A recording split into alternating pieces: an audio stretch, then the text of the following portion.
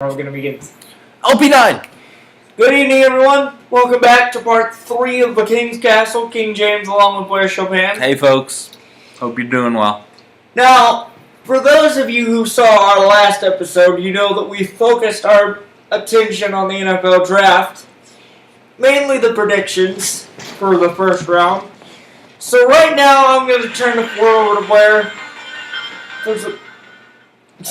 Excuse the background noise, I folks. didn't know that video was going to go over. But James, what questions do you have for me, buddy? Well, tell everyone how it really played out about the draft. But I do have one thing we need to focus on first. I've heard rumors that a young player that was just drafted also just got suspended for doing something very, very bad. Would you care to elaborate on that? Yeah, he didn't get suspended, but what happened to Laramie Tunsil was kind of a shame. He's a tackle from Ole Miss, really great prospect, great offensive tackle, great feet, really quick guy, really powerful guy, and he was guaranteed to be a top 5 pick. But what happened to Laramie was that someone hacked into his phone before the draft, and 10 minutes before the draft, they released a video of him smoking marijuana out of a bong. And that caused him to fall to the draft from the 5th pick to from about a top 5 pick to a top 13 pick. And that cost him several millions of dollars, that fall in the draft. And then the other thing that happened to Laramie is the same person, presumably, that released a video of him smoking pot, also released a video of him having a conversation with a college coach, with his coach from college at Ole Miss, asking if he could help pay for his mom's water bill.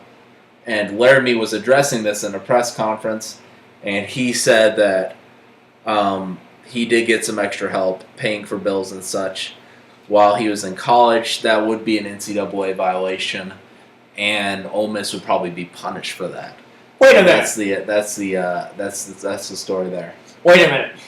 Now, just for a matter of public record, I'm not trying to make excuses for this young man or condone his actions, but you got to admit, someone hacking into your phone and releasing information like that, that's grounds for a lawsuit, don't you think? I don't. That's complicated because obviously it was someone close to him and with enough of his information to get into his phone, hopefully. But here's the thing that I don't think he should have fell in the draft. I really don't. Why not? Because he was a top 5 pick previously, even though he had failed a drug test at Ole Miss because of smoking marijuana. So they knew that he was a smoker a few years ago when he recorded the video, which was about 3 years ago. Right. So why would the publishing of the video change his draft position at all? Also, I would argue with you, and I know this, at least I've been to college before, 2 separate campuses, and I will argue that about 3 in every 4 students smoke pot. Wow. So it's a very common thing on college campuses. So if he was going to fall in the draft, then I think everyone in the draft should have fallen in the draft. So it's a bigger epidemic than even they know, huh? Right. I don't I would be way more concerned if he got charged with the drinking and driving. But I think just the fact that the video came out hurt him, because when you see things on video, it's different than when you just hear things. Now, just so our fans at home know, who picked him? He ended up going to the Miami Dolphins. All right. And they got a steal with him at number 13. You think this is going to cause them to suspend him for a few games? No, I don't think so at all. I mean, unless he fails a drug test, which he hasn't, there's nothing, he shouldn't be punished for a video of him leaking out right a few years ago. So right. I think he'll be fine. Now, he's a great player, too. Now, from a more local perspective, the Panthers were ranked 30. They picked 30th. They picked 30th out of 32. 31. 31. Because the Patriots had to forfeit their pick. Now, my question is this. We talked about last week how we had a very strong team, 14-0 record on the season before finally losing the Falcons. To the Falcons in the second game between us and them. Very good, James.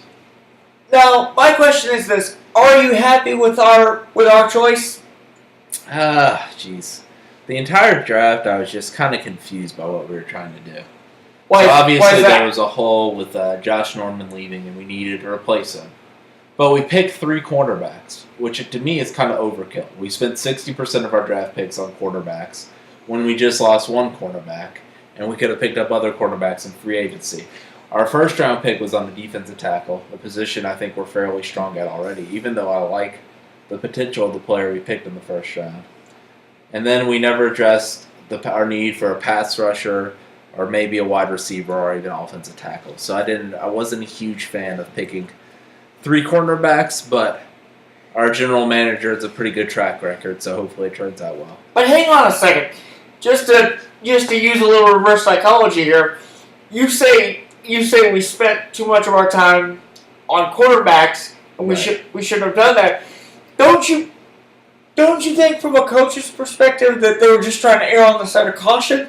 Because we've shown in years past that we are prone to have quite a few injuries because the NFL has quite a training regimen and But I feel like quite a hefty schedule. I feel like that's an argument you can make for any position, though.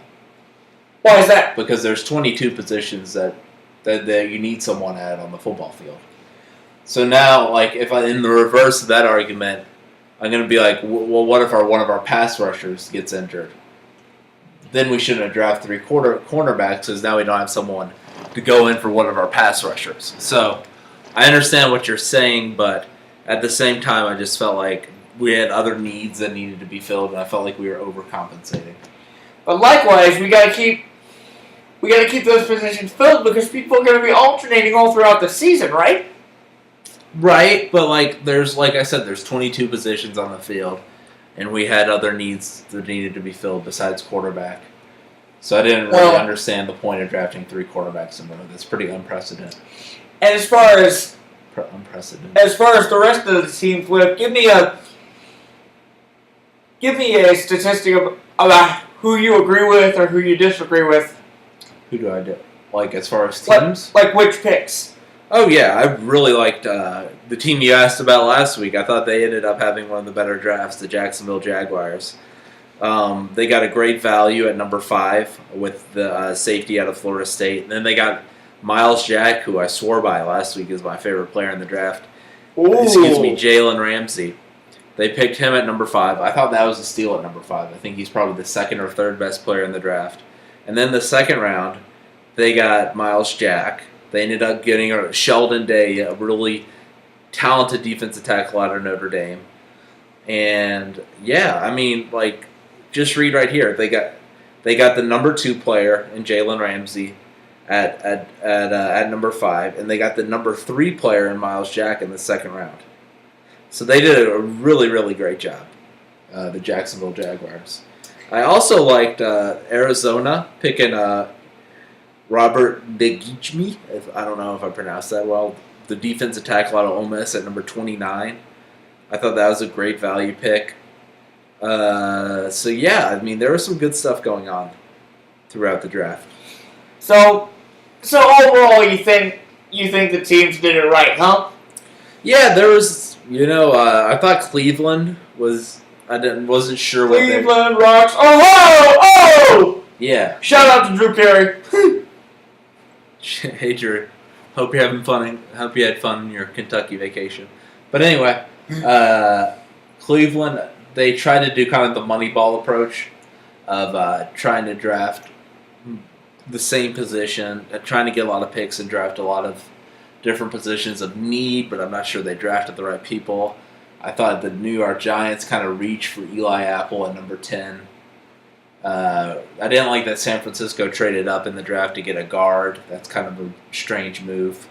But besides that, I mean, there were no glaring errors to me. And I thought your Jacksonville Jaguars, who you asked about last week, I was really impressed with them. Well, the main reason I covered teams like that, specifically them, is because I knew they had been a weak team for the past couple of years, and I knew they had to bounce back. So it'll be interesting to see how the season plays out. Really will be. It'll be a lot of fun. We'll have more coverage before the season, too. I bet so. So you guys Get ready. This is just May. It's the NBA playoffs right now. We're getting you NFL info. So tune in about August. We'll do college football. We'll do NFL. I'm going to do a lot of research. Well, let's just say this. As a matter of doing college ball, Lee Corso, you got nothing on us. Wow, this guy really does like Lee Corso, and I don't understand it. Hey, speaking of people in college football, did you see that Lou Holtz endorsed Donald Trump? I did not see that. And here's my Lou Holtz impression for America.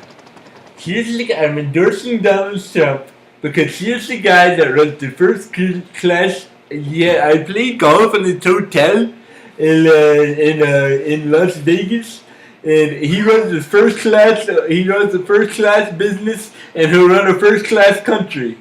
Let's go, man.